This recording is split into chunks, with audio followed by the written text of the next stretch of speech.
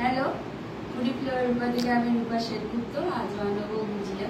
তো কি কি নিয়েছি একটু দেখে নিই।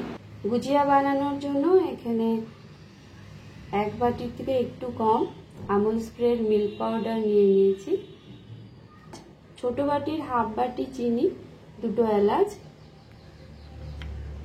এক চামচ চালের গুঁড়ো, হাফ গ্লাস দুধ হালকা গরম করা আছে, একটা বড় দেখে কাঁচের বাসন নিয়েছি, মানে বাসনের মধ্যে দুধটা ঢেলে দেব।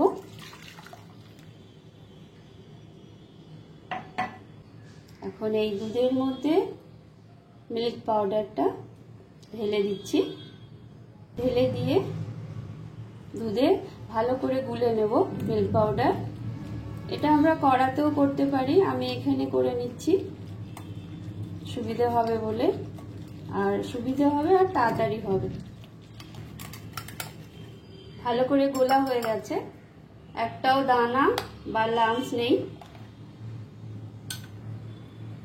এবার গ্যাসে কড়া বসিয়ে দিয়েছি, কড়া গরম হয়ে গেছে। কড়াই দিয়ে দেবো হাফ চামচ ঘি, টোটাল 1 চামচ ঘি ইউজ করবো। এখন হাফ চামচ ঘি ইউজ করছি।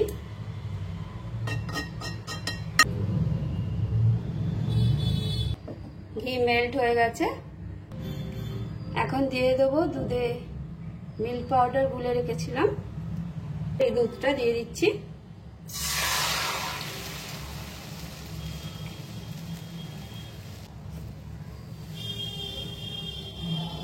মিডিয়াম আঁচ করেছি, এখন সমানে দুধটা নাড়িয়ে যেতে হবে যতক্ষণ না দুধটা পুরো শুকোচ্ছে। দুধটা যতক্ষণ হচ্ছে এখানে চিনি আর এলাচ গুঁড়ো করে নেব। এতটা চিনি আমার লাগবে না, মিক্সারে গুঁড়ো করবো বলে আমি একটু বেশি চিনি নিয়েছি। চিনি আর এলাচ গুঁড়ো হয়ে গেছে, সাইড করে রেখে দিচ্ছি। এখন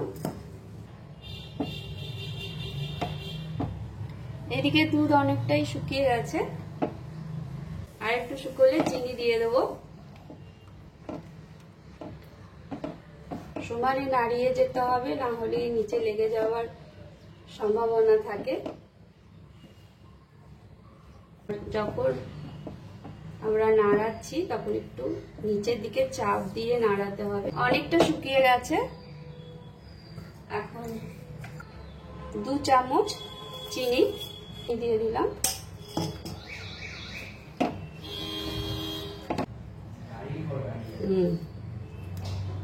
দু চামচ চিনি দিয়ে ভালো করে মিশিয়ে নিয়েছি। এখন দিয়ে দেবো 1 চামচ চালের গুঁড়ো,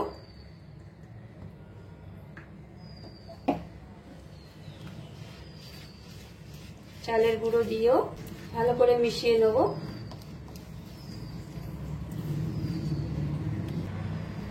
অনেকটাই ঘন হয়ে এসছে, একেবারে কড়া ছাড়া অবধি শুকিয়ে নেব।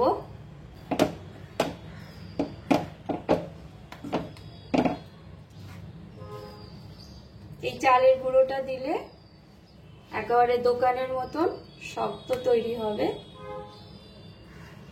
গ্যাসের ফ্লেম একদম লোয়েতে রাখা আছে। অনেকটাই শুকিয়ে গেছে, আর 1 মিনিটের মতন সময় লাগবে পুরো শুকিয়ে যেতে।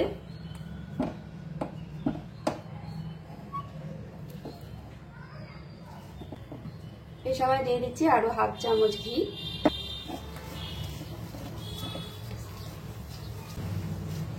আস্তে আস্তে কড়া থেকে ছেড়ে যাচ্ছে।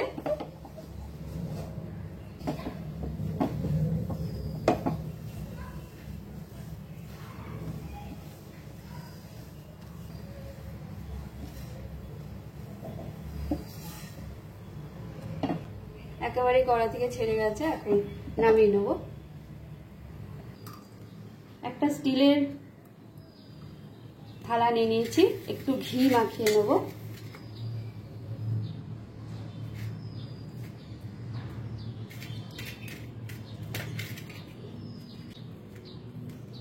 একটু ডোটা ছড়িয়ে দিচ্ছি, তাহলে তাড়াতাড়ি ঠান্ডা হবে। পুরো ঠান্ডা করব না, হাতে ধরার মতন ঠান্ডা করব।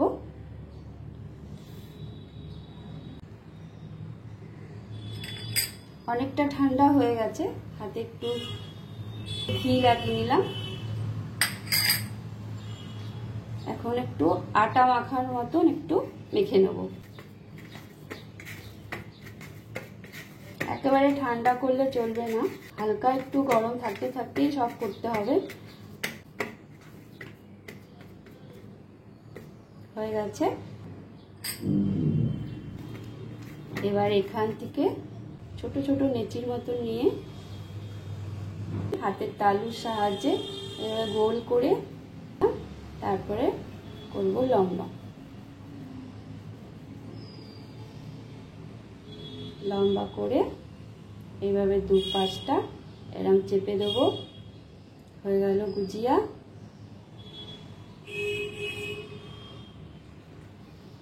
আমি আরেকটা করে দেখাচ্ছি। আমি ছোট ছোট করছি, একটু বড় বড় নিলেও হবে। প্রথমে এইভাবে গোল করে নেব, তারপর করবো এরকম লম্বা।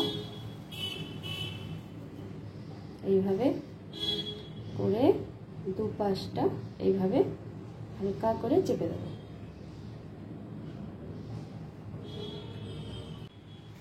সব কটা গুজিয়াই বানিয়ে ফেলেছি। তৈরি হতে হতেই অনেকটা শক্ত হয়ে গেছে। এখন 1 ঘন্টা পাখার তলায় রেখে সার্ভ করে দেখাচ্ছি কতটা শক্ত হয়েছে। এই যে যতটা সময় যাবে তত বেশি শক্ত হতে থাকবে। ভিডিও যদি ভালো লাগে লাইক শেয়ার সাবস্ক্রাইব করে দেবেন। Thank you.